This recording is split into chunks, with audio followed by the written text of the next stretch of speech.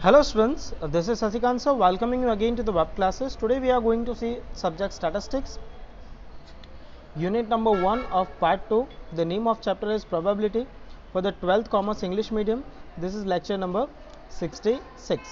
Now so far we had completed till 1.3. Now further we are going to study the conditional probability and the rule of multiplication. Okay, conditional probability and rule of multiplication. Now what is conditional probability? देखो, conditional probability का मतलब है कि कोई भी event किसी दूसरे event के कंडीशन में अगर होती है, ठीक है, कोई भी इवेंट अगर किसी दूसरे इवेंट के कंडीशन में होती है तो उसे हम कहेंगे conditional probability. Is that clear? तो हम बात कर रहे थे कंडीशनल प्रोबेबिलिटी की. अब देख लेते हैं इसकी डेफिनेशन. तो कंडीशनल प्रोबेबिलिटी क्या है? तो suppose U is a finite sample space and A and B are any two event of it. The probability of occurrence of a event B under the condition of event A is called conditional probability. मतलब कि event B की condition क्या है कि event B तभी होगी अगर event A हो चुकी हो तो. ठीक है, वापस एक बार रीड कर लो इस लाइन को. क्या कह रही है? The probability of occurrence of event B under the condition that A occurs is called the conditional probability. Is called the conditional probability. Okay. आगे, if the occurrence of event B under the condition of event A occurs is denoted by B oblique A, then the probability of B oblique A of the conditional event B by A is called the conditional probability. इसका कहने का मतलब क्या है? देखो, अगर ये last की दो लाइन आपको समझ में नहीं आई है तो दैट्स ओके, दैट्स फाइन. आप क्या बोलोगे? If event B occurs under the condition of event A, then that is called conditional probability and that is denoted by condition of B under event A. So that would be denoted by B oblique A. Is that clear?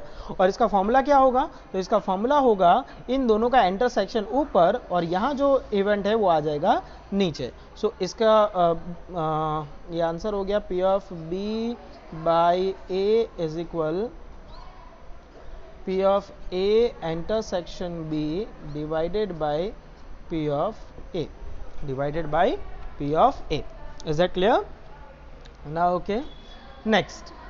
तो next है, अगर यही condition अगर A के साथ हो, ठीक है, similarly if the occurrence of event A under the condition that event B occurs is denoted by A oblique B, then the probability of A oblique B of the conditional event A oblique B is denoted by the following formula. तो same ही रहेगा. P of A oblique B का क्या होगा? Intersection ऊपर A intersection B और नीचे आ जाएगा event B, P of B. तो क्लियर है आपको कंडीशनल प्रोबेबिलिटी? तो कंडीशनल प्रोबेबिलिटी की डेफिनेशन क्या है? If event A occurs under the condition of B, that is called conditional probability of A oblique B. दूसरा, if event B occurs under the condition of A, that is denoted bye conditional probability B by A. तो answer would be P of A intersection B divided by P of A. Is that clear? Now the next, if the selected item is produced at a factory A1, अगर कोई item factory A1 में produce की जाती है और वो defective है तो कंडीशन क्या है कि वो फैक्ट्री A की है इसलिए डिफेक्टिव है. तो ये क्या डिनोट किया जाएगा? Defective by A1. क्या? Defective by A1. इसी तरह से अगर वो फैक्ट्री 2 की है तो वो डिनोट किया जाएगा defective by factory A2. Is that clear? तो इस तरह से हम उसे डिनोट करेंगे. क्लियर है? आगे, इंडिपेंडेंट इवेंट. देखो, इंडिपेंडेंट इवेंट क्या है कि जब दो अलग अलग इवेंट का कोई लेना देना ना हो. जब दो अलग अलग इवेंट का कोई भी आपस में लेना देना नहीं है तो उसे हम कहेंगे कौन सा इवेंट? Independent event. जैसे कि सॉल्विंग मैथमेटिकल सम. जैसे कि दो अलग अलग बच्चों को मैथ के दो अलग अलग सम दिए जाएं तो पहले वाले का करेक्ट हो तो दूसरे वाले का करेक्ट हो, ऐसा कोई कंडीशन होता नहीं है अनलेस अगर वो नकल मार के लिख रहे हैं तो. अगर वो नकल नहीं कर रहे हैं तो दोनों का आंसर जो है वो इंडिपेंडेंटली आएगा. इसी तरह से अगर दो जनों को गन दे दिया जाए, ठीक है, और उस गन से एक बबल शूट करने दिया जाए तो पहले वाले का एम सही टारगेट ले तो दूसरे वाले का एम सही टारगेट ले, ऐसा कोई कंडीशन नहीं होता, तो उसे हम कहेंगे इंडिपेंडेंट इवेंट। तो इंडिपेंडेंट इवेंट जो है वो एक दूसरे पे डिपेंडेंट नहीं होते। तो उसकी डेफिनेशन क्या होगी? उसकी डेफिनेशन होगी, suppose event A and B are any two event of finite sample space U, if the probability of occurrence of event A does not change due to occurrence और non occurrence of event B, then event A and B are called independent events. Is that clear? Then A and B is called independent event. Independent event में अगर मान लो दो independent event है, तो A intersection B कैसे find करोगे? तो A intersection B हम फाइंड करेंगे P of A into P of B से, ठीक है। तो यही है मैथमेटिकल रूल, यही क्या है? Mathematical rule. देखिए, so law of multiplication, law of multiplication of probability, if event A and B two event of a sample space U, then the rule of obtain the formula the probability of simultaneous occurrence of event A and B is called the law of multiplication of probability। लेकिन multiplication rule apply करने के लिए क्या होना चाहिए? वो event कैसा होने चाहिए? इंडिपेंडेंट इवेंट होने चाहिए, ध्यान रखना, वो इवेंट इंडिपेंडेंट होने चाहिए। Is that clear? ओके, तो देखो, अगर इवेंट इंडिपेंडेंट है तो A इंटरसेक्शन B फाइंड कैसे करोगे? P of A into P of B, P of A into P of B, और you can apply also P of A intersection P of A into P of B oblique A, दोनों का एक ही मतलब हुआ, ठीक है।